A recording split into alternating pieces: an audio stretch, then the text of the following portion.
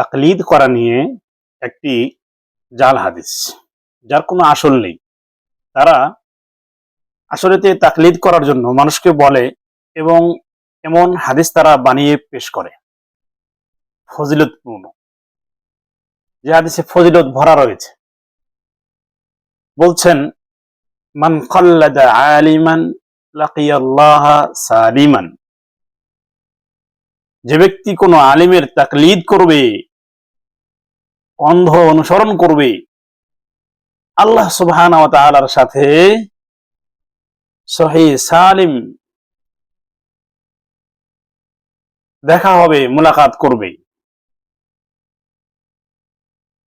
তার কোনো কষ্ট হবে না, বিনা কষ্টে সে আল্লাহ সুবহানাহু ওয়া তাআলার সাথে দেখা করবে।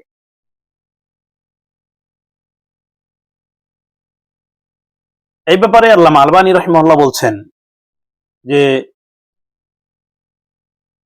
সৈয়দ রশিদ রদা রাহিমাহুল্লাহকে এই বিষয়ে প্রশ্ন করা হয়েছিল যে মান কাল্লাদা আলিমান লাকিয়াল্লাহ সালিমান, এটা আসলে হাদিস কি? তিনি বলেন, লাইসা বিহাদিস, এটি হাদিস নয়। তেনার মুজাল্লা ম্যাগাজিন যেটা রয়েছে, সেই ম্যাগাজিনে তিনি বলেছেন আল মানারে, যে এটা হাদিস নয়। অথচ কিন্তু এটা সমাজে বহু প্রচলিত। তাকলিদের বিষয়, তাকলিদ করতে হবে এই ব্যাপারে এই হাদিসটি, অর্থাৎ জাল হাদিসটি মানুষকে শোনানো হয়, পেশ করা হয়।